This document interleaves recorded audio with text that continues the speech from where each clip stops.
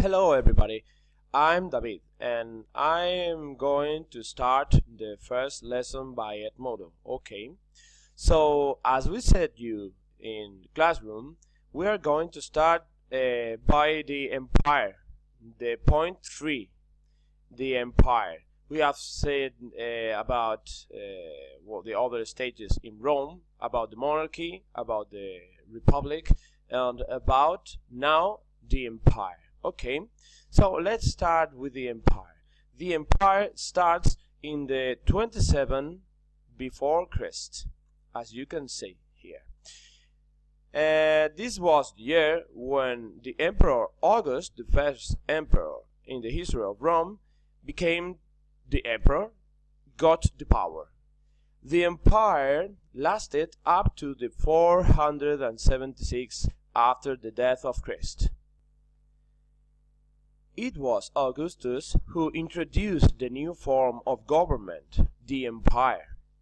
And this emperor had the religious, the political, and the military authority. So he was the boss of Rome, the real boss of Rome. But what happened with the most important institution in the history of Rome? What happened with the Senate? Well, the Senate has another role. Still existed the Senate, but could only confirm the emperor's decisions and accepted all decisions the emperor made. So it was not so useful as it used to be up to this point in the history of Rome. Now, you have to take into account that the position of the emperor was not hereditary. Actually, many emperors were related to each other. So there were dynasties of emperors. We have the dynasty, Julio-Claudia dynasty, in which was made up with the Emperor Augusto, then Tiberio, then Caligula, Claudio, and Neron, the last one of this dynasty. With those emperors, Rome got what we call historically the Pax Romana. Pax means peace, path. Actually, during the first and the second century after the death of Christ, there were several capable emperors like Marcus Aurelius, Trajan, Vespasian, or the proper Octavius Augustus. And Roma, lived an age of peace. So this is the reason why historians call that age as the Pax Romana. And Romans also call it this way. There were no conflicts, there were no wars, there were no problems. The empire was highest and highest again. And, it was well ruled by very intelligent Caesars. As you can know, this was a very proper stage in order for the Romans to establish the Latin culture. So this is what we call the Romanization. The Romanization consists of Romans conquering other people in the rest of Europe, in the rest of Africa, in Asia, and all around the Mediterranean Sea, and giving them the culture, the language, and the costumes of Rome. And this was called this way, Romanization. For instance, in Hispania, in the Peninsula Iberica, in Iberian Peninsula, there were another kind of people before the Romans came here. There were Cantabrians, Asturians, Galicians, etc., etc., etc. They had its own culture, but Roma conquered the Iberian Peninsula and gave them the Roman culture, the Latin culture, and they started to speak in Latin, and they started to acquire the Roman costumes. With this Pax Romana, also, the empire achieved a very historic point in the history of Rome.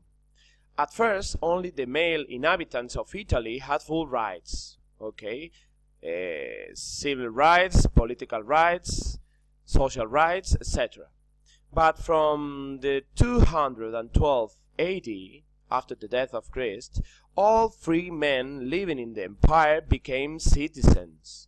So, as you can see, as you can know, as you can think, whenever a slave became free people, became liberto, this is how it was called, became a liberto, suddenly he became a citizen. Before being a slave, slaves weren't considered citizens. So from the 1212, this right became effective.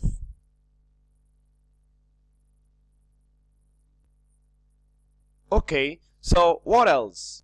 Okay, the Roman Empire went very well up to the 3rd century after the death of Christ. This was the moment, the 3rd century after the death, when a crisis started. Started the biggest one all along the history of Rome, the biggest crisis in the history of Rome. Why? Well, for several reasons. The first one was wars. Germanic tribes overall invaded the north of Italy, the north of the limit between Rome and their lands. And Roma had to invest too much money on these wars, and most of them were lost by Rome. Besides, another barbarians, the Persians, attacked Rome by the east side of the empire. So this was one of the first problems who faced Rome in the 3rd century after the death. The second one was political authority. There were many emperors who were assassinated, as there were other people who wasn't in favor of those emperors. So it was a chaos in the political plane of Rome, in the political side of the Rome Empire. What else? Another important thing is the economic crisis. What happened with the economic crisis? Well, the commerce, the trade declined because as there were too many barbarians inside the empire, there were too many robberies, too many slaves, and the trade was not safe. What happened so? That taxation increased because the emperors needed money to finance the wars. So there was no money and there was no safe trade. So the quality of life in the Roman Empire decreased so much. Eventually, what happened as a consequence was a ruralization. The cities were neither so longer safe. As the trade was not safe, the cities was not safe, and urban residents had to pay high taxes. So if you were living in a city, you were not safe, and you had to pay even more taxes. So what is the solution? Going to the countryside places. Many people exactly went to live in the countryside, and started from this moment on the Middle Ages. Whenever the cities decrease is important, and the Roman Empire started to decrease its power. Okay, so up to this point we arrived talking about the empire. Okay, so for the next class we are talking about this. We are going to do some workout, and I'm going to ask you about that video. Okay, it's easy, it's basic, and has no loss. So good luck for everybody, and see you the next day in the classroom. See you. Goodbye.